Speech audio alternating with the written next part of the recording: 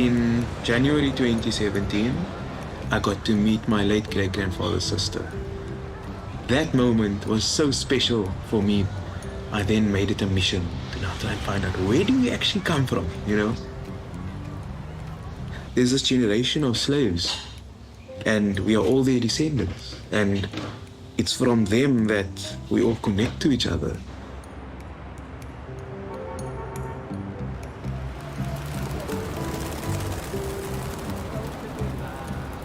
Bo-Kaap is really a microcosm for Cape Town, even for South Africa. This walk, you know, I don't want to call it a tour. You're not walking, you are walking and immersing yourself into the streets and into the buildings and into the fabric of this area. Sure. Where are we off to?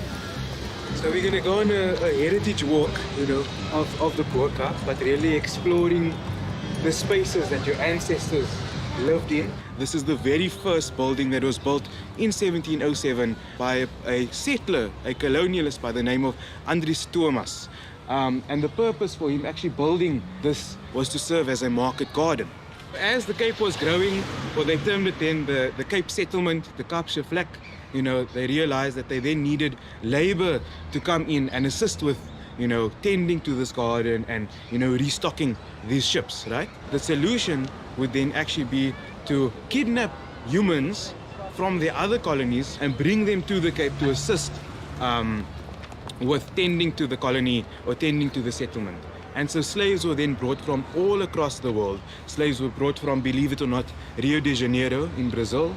Slaves were brought from all along West Africa, all along East Africa, then moving to India, even moving further throughout, you know, Southeast Asia, Indonesia, parts of Malaysia, Singapore, Thailand. So virtually all across the globe, the Indian Ocean and the Atlantic Ocean, slaves were being brought to assist with this growing settlement at the Cape. And what's your ancestry? My ancestry, I'm very mixed. Very mixed. In fact, part of the reason why I actually started this tour was to deal with my own identity crisis. You know, all of us in Cape Town, we suffer from the same issue. We don't know what we are, who we are, where we come from. My dad's dad is white, a white South African of Danish origin that became Muslim. And then my dad's mom is like a mix of Malay and colored, same thing. And then my mom's dad is straight from a village in India. And when I was 17 years old, I went to India to our family village and I met some of my family there, and that sparked me to come back and actually do archival research on my family.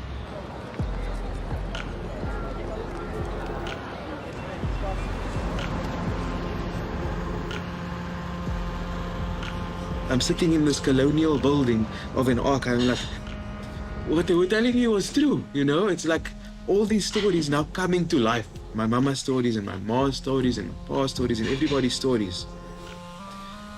That feeling of discovery, I think, just got me hooked.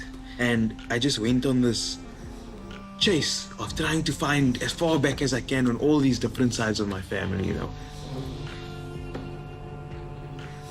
You have to like try and use all sources available to try and piece together, you know, a lot of these histories. It's time consuming, it's taxing, and it's exhausting. But these little nuggets of discovery, you know, and serendipity pay off. Sure, I'd never actually seen this photograph. It's the first time that I see this photograph over here. Yo.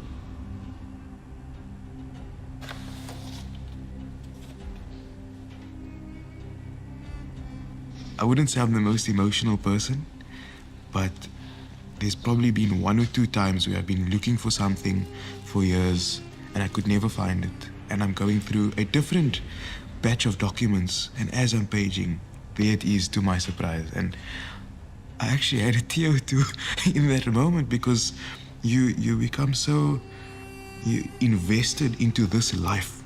You exist mentally in the 19th century. And to make these discoveries, it's as if you were there yourself, witnessing this, and the emotions on the page, you know. You embody those emotions in this present moment. And sometimes from sadness, you know, reading what happens to the slaves, you know, being broken on the wheel, limbs being torn off, you know, watching your compatriots being beheaded, and tortured, you know. So although there is the positive side of the discovery, there's also the pain of reading what happened to my people, my ancestors.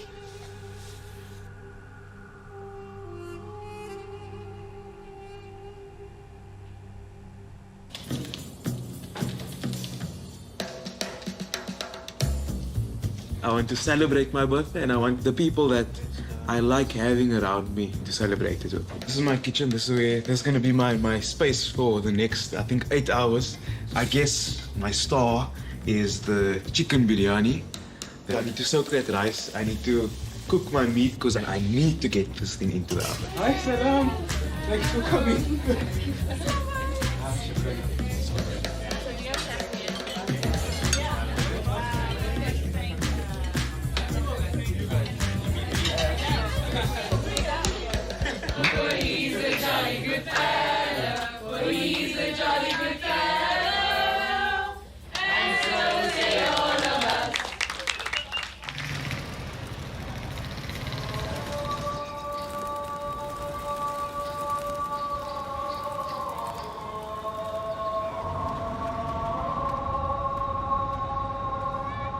I think for me, my purpose is connections.